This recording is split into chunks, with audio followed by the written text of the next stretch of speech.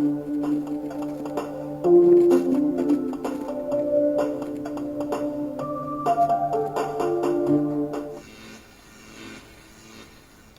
everybody, DUTCHSINSE here. 11:34 p.m. Central Time on Sunday, February 9th, 2014. And we're looking at IntelliCast here. It's been a while since I've done a weather update. I wanted to show you guys something that's going to be going on over the next several days throughout the South again. Another winter storm going throughout Louisiana, Mississippi, Alabama, Georgia, Tennessee, Arkansas, Oklahoma, Texas. Now this has been going on for the last several weeks. Multiple snowstorms reaching far south, some even reaching down to the coast, down to the Gulf Coast. Now, while not completely impossible, and it has happened before, this is a repeat event now that's been happening. And over the last several weeks, the mainstream media has been talking about this polar vortex. And I wanted to just get into that, show you guys a little bit of what's going on, so you know what to expect going into the future, maybe even possibly into the spring. Since we're just a couple months away, this pattern doesn't look like it's going to be shifting anytime soon. Now, I'm going to put links down below for this. We're looking at my streaming radar page over on my website, and I've put together multiple radars that you can watch North America. But I'm going to bring you down, and you guys can do this yourself, of course, and we're going to look at the Northern Hemisphere first. And to do that, we're going to go over to College of DuPage, and we'll let the Northern Hemisphere load. This is the Northern Hemisphere water vapor loop, and we're going to go look at the infrared loops next. But this shows you the overall pattern that's been dominating over the United States for the last several months. And that polar vortex that they've been talking about, the one that's spinning here up over northeast Canada, has been pulling this cold Arctic air down from the Pacific Northwest and the Northwest down here as far south as the Gulf Coast. And you can see the dominating flow that's going on here. It's not going to stop anytime soon. To get a better view of that, let's go over to the main College of DuPage page, and we'll click on Hemispheric Products. And we were just looking at the Northern Hemisphere. I'm going to take you to the polar view, and this will give us the last 7 days. And the way you do this is you turn on the infrared view, and then you can color enhance this. This will enable you to see the temperatures. The colder the temperatures, the higher the clouds. The higher the clouds, usually the bigger the storm. And so you can gauge the size of these storms based upon the color coding that's going on here. And let me just do that now. Okay, we're going to go through a few of these, and you can see what's going on. This polar vortex, the center now is edging slightly eastward, but it's still centered over northeast Canada, going right up towards Greenland. And that is pulling from the south all the way down to the equator. It's having a shearing effect just west of Mexico out here over the Pacific, and it's pulling up to the northeast. That's pulling in moisture from the south, but the northern flow, as you can see, is dominating, and it's pulling down Arctic cold air. We're talking sub-zero temperatures going down here into the center of the United States. I live here in Missouri, okay, right here in St. Louis, and I can tell you, we've been having snowstorm after snowstorm, several unexpected snowstorms. For instance, today, only forecast for maybe just a little bit of a snow flurry. Instead, we got several inches. And this has been happening over and over again, going far south and causing big-time problems far north with the cold, going into far sub-zero temperatures right near the border. Now, look at the flow to the west.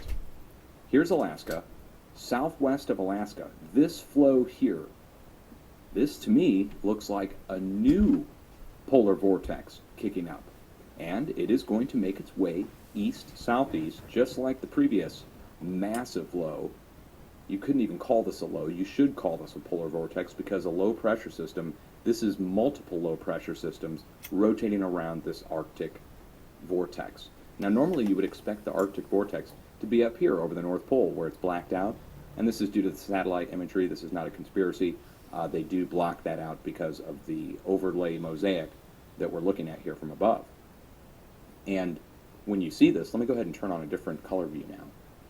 We're going to look at the ZA curve, and that'll just highlight main cloud tops here. And the color code on the right isn't going to help here, but it's going to show you the rotation of the multiple lows. And each low pressure system is a swirling, counterclockwise rotating system and multiples are making up these new polar vortexes that are pulling all the way down south into the southern United States. What does this mean going into the future? Over the next couple months, when you look at this, well, I mean, this pattern is not going to change. We've got multiple large polar vortex occurring. This is battering Europe. England is getting just decimated by large storms and power outages, people caught in the cold. That's over here in Europe. Here in the United States, I don't have to tell you. Okay, it is really starting to get to the point where cold is dominating pretty much the entire country. Now, we can hope that that's going to stop come spring. However, there have been times in the past where spring did not come. 1816, for instance, the year that there was no summer, they had a volcanic winter. Now, we're not going to have a volcanic winter, but we are having large amounts of particulate matter induced into the atmosphere via multiple volcanic eruptions around the planet and man-made activities to reflect solar radiation. And the intent is to create a slight volcanic winter using man-made spray of sulfur dioxide for solar radiation management, reflect sun back out into space, and induce cooling. Okay? Now, this is a problem, if you ask me, because if we're already having a dominating polar vortex naturally, then the solar radiation management that's going on could lead us to have a slightly cooler spring than we would expect. And like in 1816 with the volcanic winter, they went the entire summer where almost every night got below freezing. And there was massive crop failure, and people, well, at the time, luckily, there was enough to supply for the entire population. Today, we don't keep those years' worth of food supplies stored up. So if something did happen this spring, let's say the polar vortex dominated into May, then we might have a problem. Now, what we're looking at here, the reason we're looking at this is the cryosphere today. And you can see it's current as of yesterday over on my YouTube page. And of course on YouTube. This is going to be uploaded to Daily Motion, by the way. But over on YouTube, Tattooed put out a video right here saying global warming or ice age. And the reason he's saying that, and the reason I'm doing this video, is to let you guys know that the northern hemisphere is entirely dominated by ice right now. And Tat, in his video, compared to previous years going back to 1979. And he shows you in his video that things are actually cooling. That this supposed North Pole melting is, well, a farce. This past year in 2013, multiple mainstream news reports that the North Pole completely melted. This is the mainstream here reporting this, guys. We came out and corrected the situation, showed everybody the Cryosphere Today site, and it's keeping track of the polar ice concentrations. And of course, the pole was not melted. And the mainstream media came back out and corrected themselves after the correction was issued in social media. But look at the South Pole. You can compare the South Pole to previous times, and we don't really have time to do that here in this video. But I can tell you from previous observations, here, the Arctic ice usually extends out very far from the edge of the continent. This, of course, is summer down in the South Pole, but we're seeing large amounts of ice melt off on the South Pole. Now let's go back to the North Pole here again and look at the concentrations. Sea ice concentration, 100% from, let's say, northern Canada all the way across to Russia. And of course, then the snowpack augmentation that's going on here, naturally speaking, and again, man-made snowpack augmentation as well happening over the North Pole. Look up the Arctic Methane Emergency Group to find out more on that. Overall, we've got a real problem kicking up here in the United States, if you ask me personally. When you start to see multiple snowstorms reach down into areas where it's normally somewhat temperate, this could have an effect on the plant life in the South, let's say. You've got a lot of that creeping vine, the Spanish vine. Well, that's actually good news. This might actually kill off some of the creeping vine, several of the pests that have been dominating over the last several years. They are already reporting there are going to be much fewer bugs this year, specifically in the Midwest, the Japanese beetle outbreak. much fewer Japanese beetles this coming year due to this Arctic cold blast that's happening. That's an added benefit to pests that are not normally native to North America. Around the planet, though, well, there is no positive to this. We're talking dramatic amounts of cold for long periods of time, and the mainstream media sort of touching on it a little bit, but not really giving you the science behind it. How long is this going to go on for? What's causing this? Well, let's go back over and check the poles again. Okay, we're going to load up. This time we're going to load the water vapor, and we're going to look down on the poles.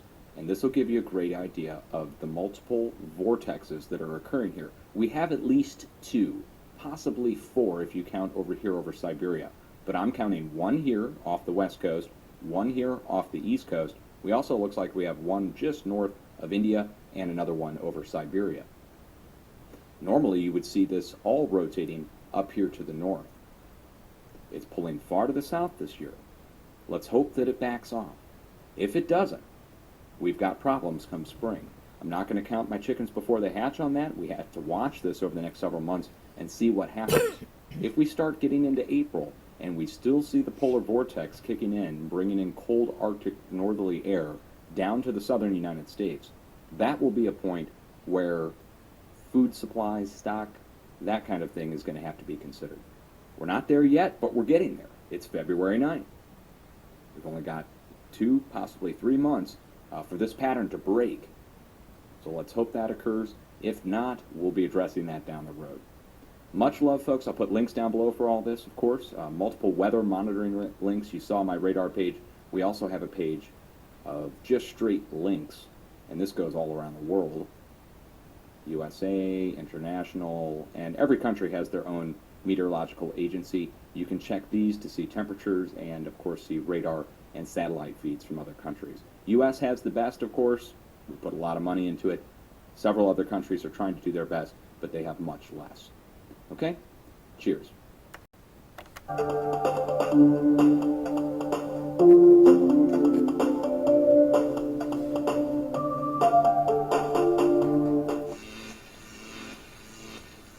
Hey everybody, DUTCHSINSE here.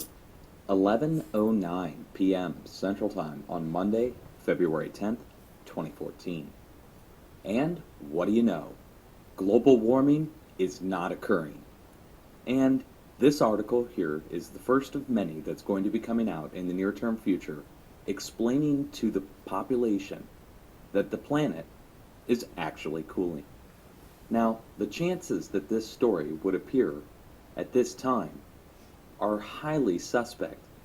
Now, of course, you guys are aware that the cold polar vortex blast that's been occurring across North America and across Europe.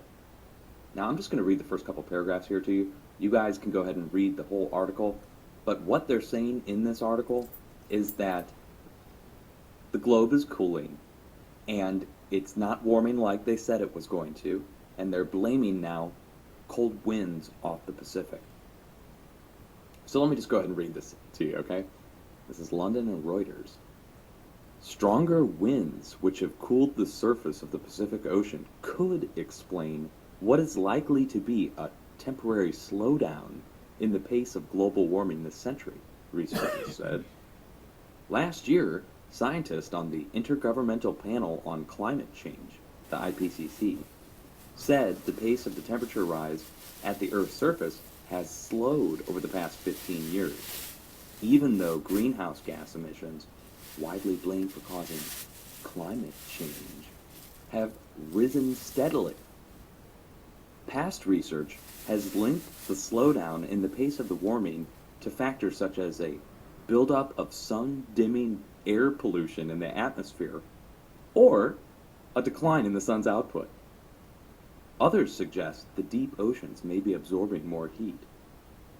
A study published in the journal Nature Climate Change on Sunday said stronger Pacific trade winds, a pattern of easterly winds spanning the tropics, over the past 2 decades had made ocean circulation at the equator speed up, moving heat deeper into the ocean and bringing cooler water to the surface. The winds have also helped drive the cooling in other ocean regions. Okay, now you guys can go read the quotes and go read the rest of the article, and I'm sure there'll be much more coming out on this. But that sums up something that we've been talking about now for a little bit. You can come over to my new Daily Motion channel where we're talking about the new polar vortex and the fact that the North Pole itself is dramatically cooled. And we show since 1979 that the North Pole has actually grown in size.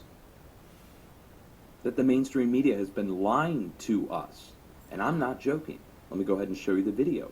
Tattooed spent 12 minutes going through all the past polar sea ice thickness levels that indeed the North Pole has been covered in sea ice pretty much every year when the mainstream media is reporting that the North Pole is completely liquid and then having to come back out and correct themselves the next day.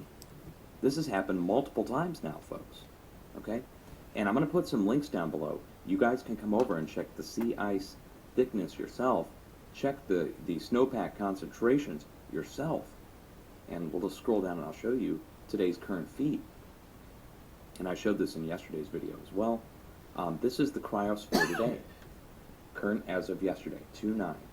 You can click on it, come over here, watch some animations, but you'll see the sea ice concentration is solid from Canada to Russia. This global warming was a crock. And they've based laws, taxes, they've even created the climate stock exchange to buy and sell carbon credits, all based upon this premise that these greenhouse gases are leading to global warming. Can't hide it. Remember, the poles were supposed to melt. Greenland was supposed to melt. It was supposed to cause sea levels to rise, cities to be flooded. That's not me, guys. That's like fear-mongering, though, isn't it? I mean, that's Al Gore. And that was all a bunch of bunk. And today's article proves it. There we go, guys. Much love.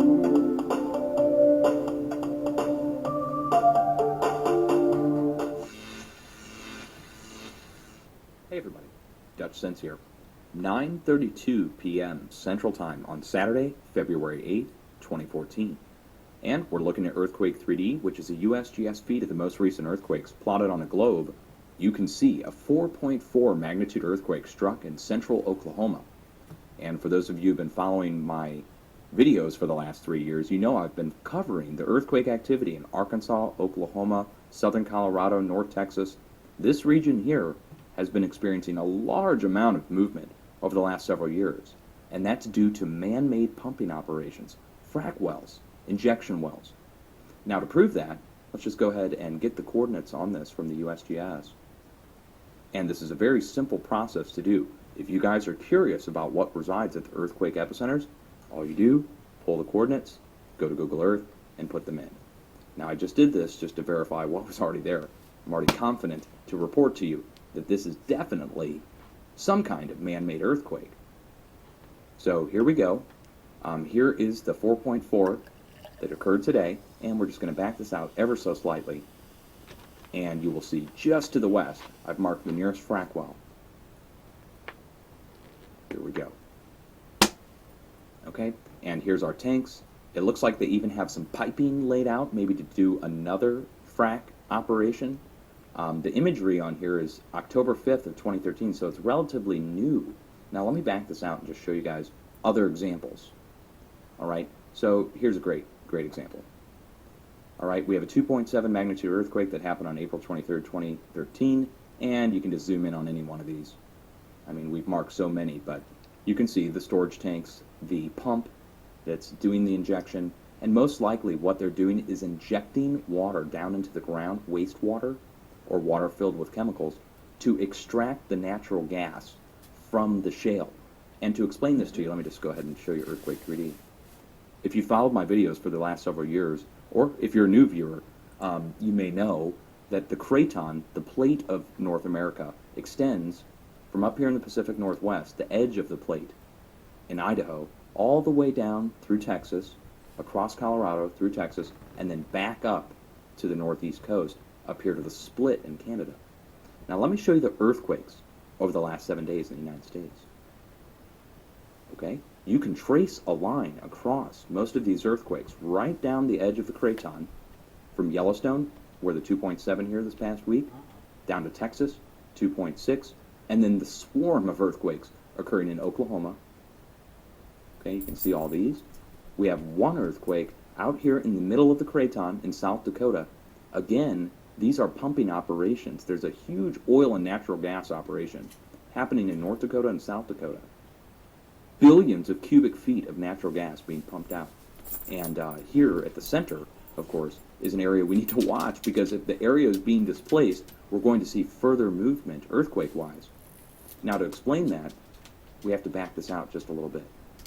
And then we'll get into these other earthquakes here to the east.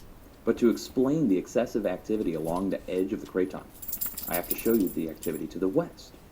Now, most geologists, seismologists, would say that the earthquake activity normally in the United States would be coming from the spread of the mid-Atlantic rise, pushing to the west.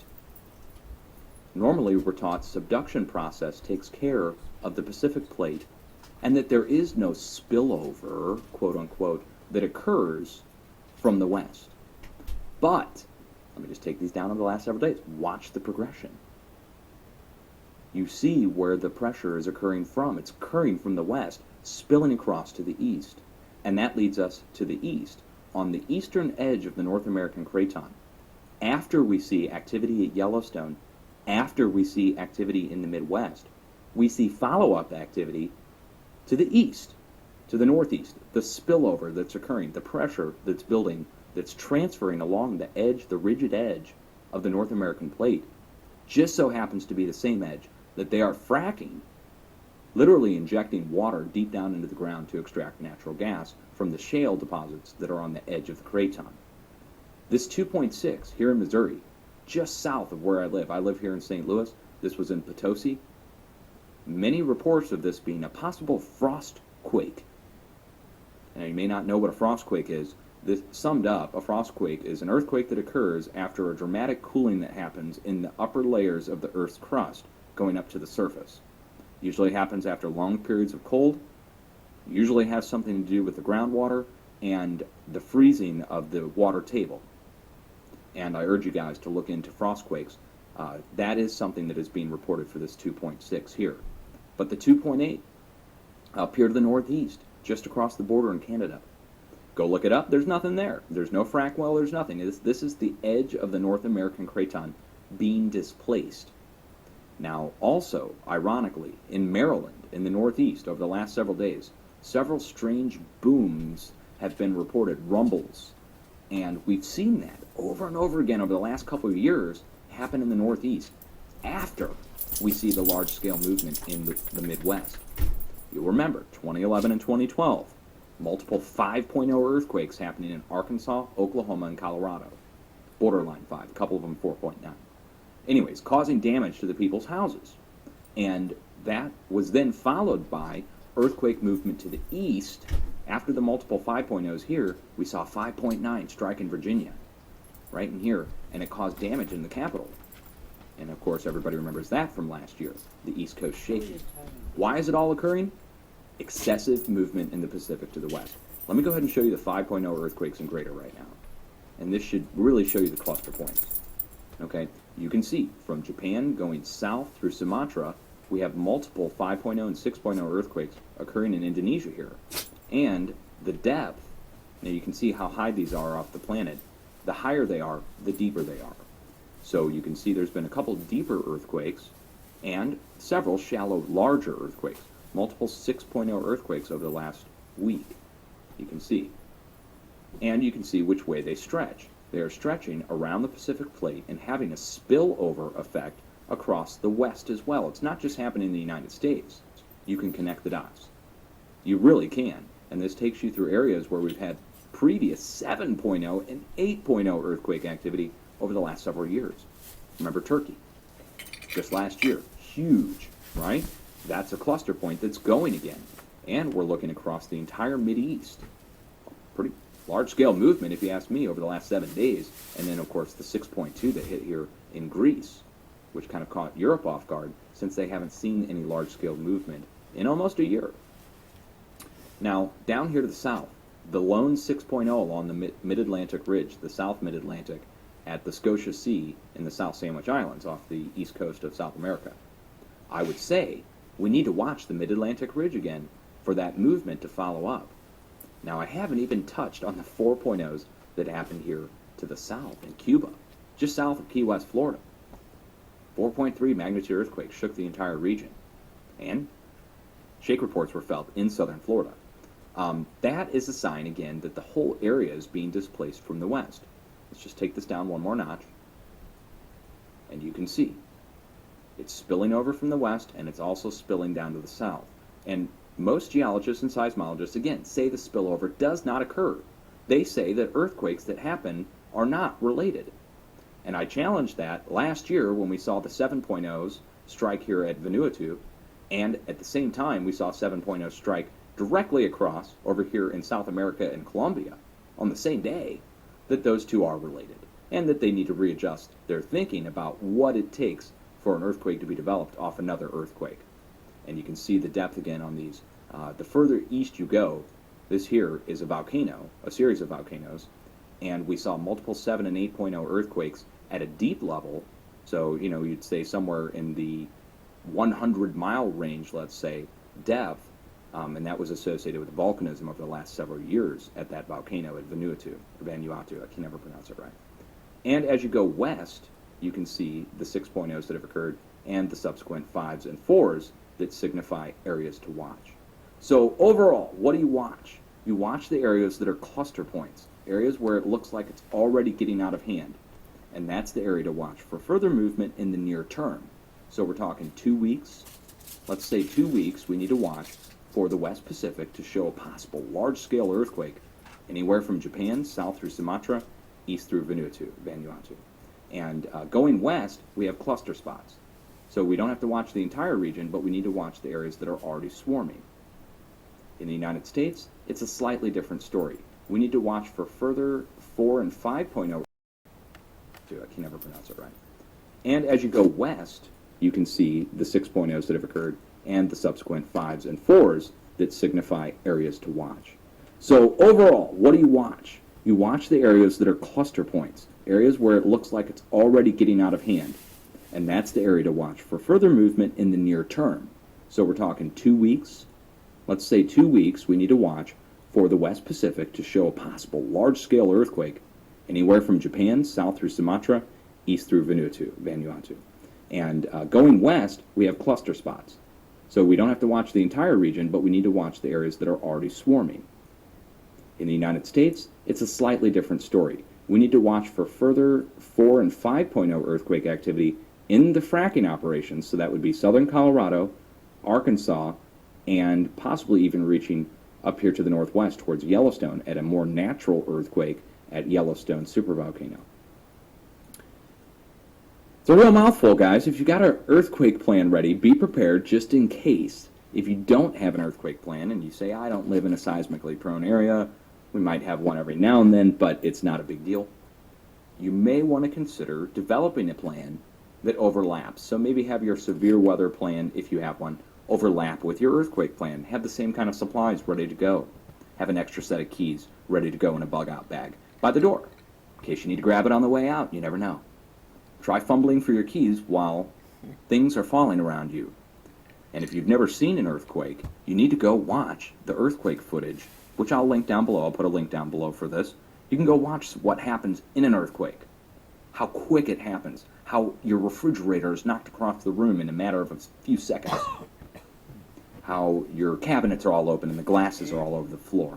How are you going to get to your keys if you're barefoot in the middle of the night and you need to get out of your house instantly while your house is shaking and there's broken glass all over the floor? Think about it. Die Hard, the movie. You don't want to be Bruce Willis walking across a floor full of glass. These are things you need to take into consideration now. It's too late once it hits. Ask anybody who lives on the West Coast. Ask anybody who lived in Japan. Yep. They wish they had that plan beforehand if they didn't have one. And it doesn't take you any time to do that plan. Maybe a few minutes, maybe a few hours. You can use supplies you already have around your house even. Okay? Much love. I'll put links down below for earthquake monitoring. If you guys are curious, I've put together all types of links from around the world for monitoring earthquakes. And you can look across the U.S. at all the different EDUs and .coms, and then we have various international agencies that are covering this as well. To get the full scoop from the USGS is to imagine that the United States gives you all the information internationally, and it's just not how it goes, guys. Europe, for instance, let me just go ahead and show you. We have to go check the European agency on here, the EMSC, and it's going to give us a whole load of smaller earthquakes in Europe. Because the USGS is only keeping track of 4.0 and greater internationally, we're not seeing the full picture of what's happening here in Europe. When you look in Europe, you can see Poland going south, but specifically in Poland, these are areas where they're also doing natural gas extraction. Not all of them, but several of them. We could take the time to go look these up, guys, but we don't have time in this video. I'm already 12 minutes in on a 15-minute video. So, much love. Be safe, have a plan, be prepared just in case. Cheers.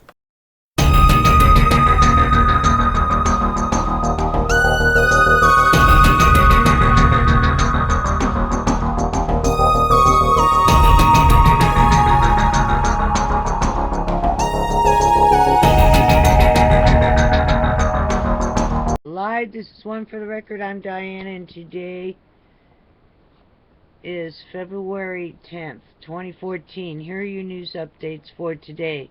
It's cold. I'm cold. Alrighty then, it's the middle of the night. So, while you guys are, some of you sleeping, I've been looking at the news. I got a lot of news attached. DUTCHSINSE put out some regular news reports. I'm attaching those. And here we go. So you'll be the first ones to hear this because it's the middle of the night right now. E&E News, Energy News, U.S., Canada.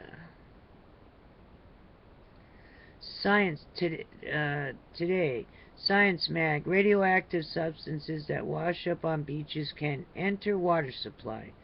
Particles left on sand after high tide accumulate. Important process with Fukushima releases. Also today, BBC scientists surprised at how much higher radiation levels are in some parts of ocean from Fukushima. It's a mystery. KPBS. Fukushima radiation is just going to become a way of life for us. California professor. It's certainly going to be in the environment. It just doesn't go away. Also, the Extinction Protocol 2012 and beyond. There's an editorial message to the readers, but I'll read that tomorrow. I might just show it. Also, volcano in Ecuador causing crop shortage, rising prices. 5.3 magnitude earthquake strikes Azerbaijan. Scientists puzzled about mysterious disease killing starfish off U.S. West Coast. Hollywood earthquake is third to rattle California region in 10 days. Ooh, I didn't know there was a earthquake in Hollywood. Say how much it was.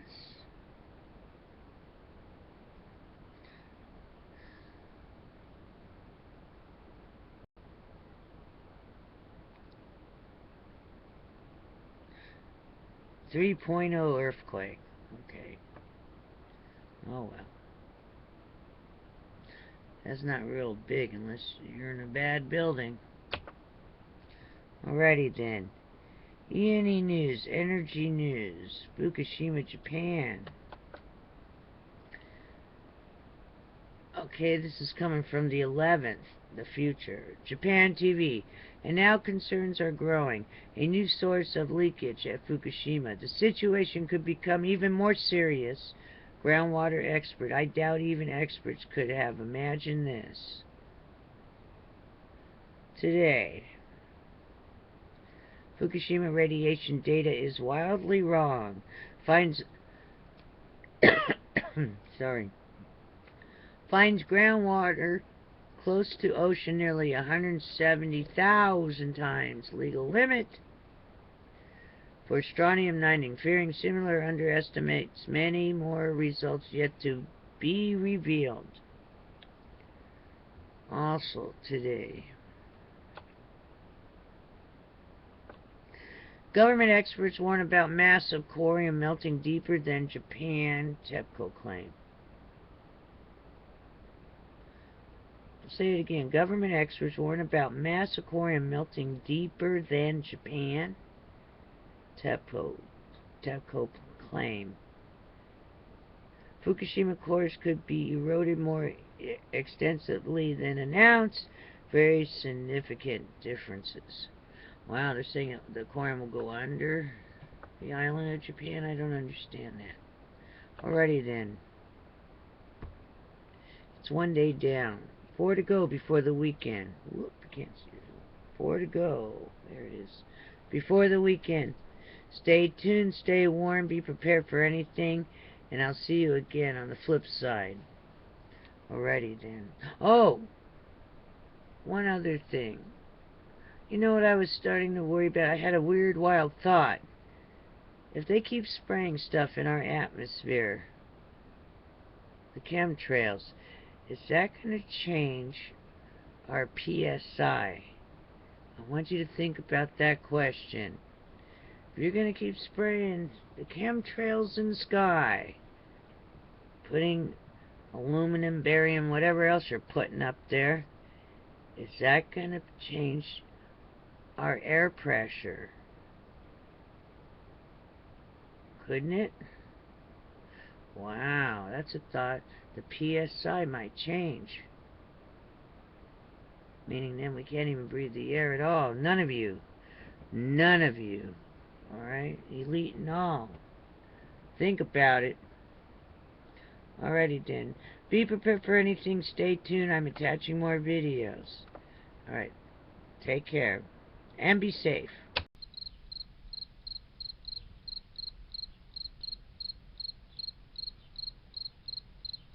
Hi everybody, today is February 11th, 2014. UK floods. Severe weather expected in stricken areas. Yet more severe weather is expected to hit flood-stricken parts of the UK later, as the Prime Minister continues a tour of the worst affected areas. 14 severe flood warnings are in place in Berkshire and Surrey, while 2 remain in Somerset. The Met Office issued 4 yellow warnings, meaning be aware, for rain, ice, and snow for parts of the UK. The Environment Agency Board, meanwhile, has backed and battled Chairman Lord Smith. Strong winds.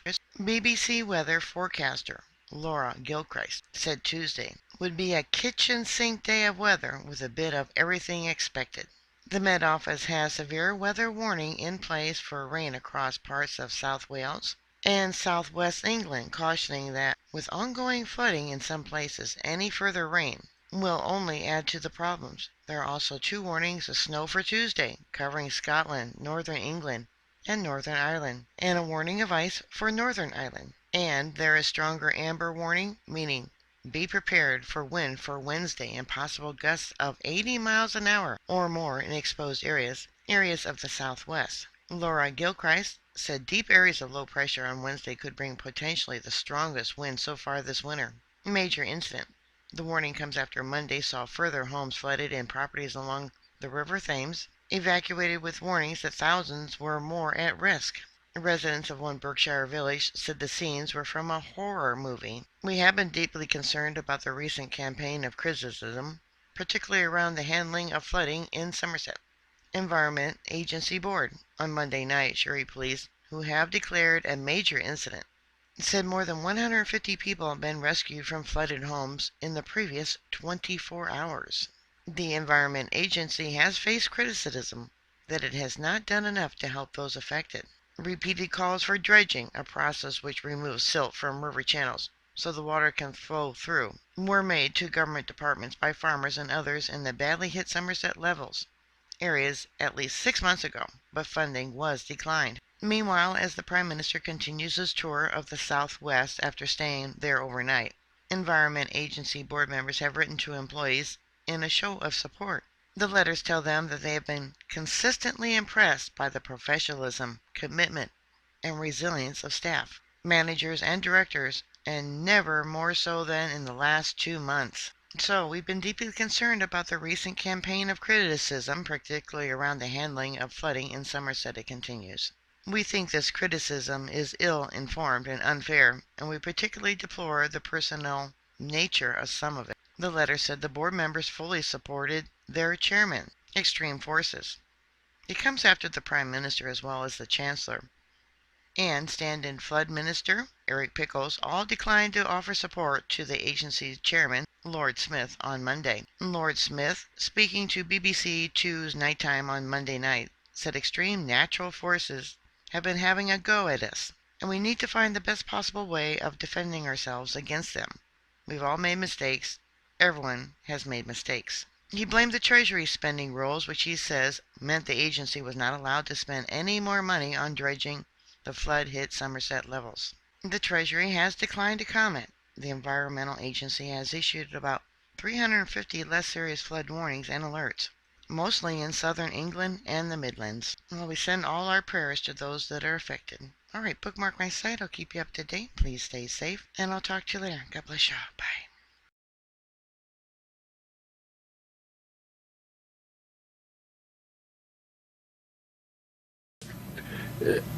How likely do you think it is that we're going to have a massive radiation release from Fukushima for one or another reason this year? We're going to have, I think it's likely, and there's a couple of reasons why. One of them is that they're running out of room in the tanks that are holding the highly radioactive water. They have to make room for it. So I know that destroying the groundwater that's coming, that's cleaner. That's of course. I like the part. Yeah, cleaner. Yeah. Yeah. It's not like 15 not 15 quadrillion becquerels per cubic meter. It's maybe 10. They're storing that, but eventually they got to make room for the nastier material that's coming out also. And they don't, basically they just can't keep on building more tanks. So some of that's going to have to be released. And I do see that they're discussing a release today. Now, I don't have all the particulars of it. I have a technical question. Have you ever heard of a material called starlight? Starlight? Starlight, S-T-A-R-L-I-T-E, starlight. Okay. It's a stable material that can withstand nuclear bombardment from radioisotope, can't be broken down, will not melt even at 14,000 degrees, is the strongest material known to man that can synthetically be made. I talked to Dr. Ron Klatz, who's the head of A4M, the American Academy of Environmental Medicine, very brilliant, multidimensional thinker, and he introduced me to talk about this starlight several months ago. And here's the technical things that I think, and I'm going to repeat them so that somebody listening out there knows there are solutions, if you use imagination, that can be done. The first thing you want to do is use remotely controlled tunneling machines, and the U.S. military has these. They're run mainly by some of the large corporations, like Bechtel Corporation. And we're not talking about the tunneling machines like made the English Channel. We're talking about sodium-cooled, nuclear reactor-driven tunneling machines that hit with impact lasers and turn into dust the forward impact zone of the tunneling. It's blowed on the side channels to create an obsidian-like zero-debris core, and they can lay down tracks and fiber optic cable as it moves forward at a distances up to 14 kilometers per day. The fact is that these are now up to 120 feet across. These tunnels they're huge. They used to be around 80. They could create tunnels and then literally lay starlight and create a corium catcher underneath the area. There's several ways of identifying where the corium is: ground penetrating radar and what's called muon shadows, which we talked about last time, because basically the muon shadows pick up the shadow where muons, which will travel right through the earth, do not transit across radioisotope corium, and so you'll see a shadow where the corium exists. So you can triangulate exactly how deep and exactly the location. The key issue is that we need the two enemies are neutrons, which we need to stop with a crystalline sarcophagus, and water molecules. So they should have had a diversion project started 3 years ago to divert the aquifer away from the area. They should have created a corium catcher. They should have had basically spider silk Kevlar tents over each of those nuclear reactor sites. They should have stopped trying to put human beings in there like the kamikaze yakuza that are sent in there to die, and are untrained individuals now pulling out the easy fuel rod assembly pellets. When they get to the bad stuff, they're going to have an accident. And if there's a major corium-induced nuclear criticality, we're going to get much more heavier isotopes or nuclear explosion, which will send debris many kilometers. The biggest problem, though, is what's called tritiated steam venting, which creates tritiated steam vents that can go for miles out to the ocean floor or back into the Honshu that can enter into cracks in the rocks and carry it all the way back to the subway station systems of northern Tokyo. They needed to immediately realize that you have to stop these what's called spontaneous plutonium activated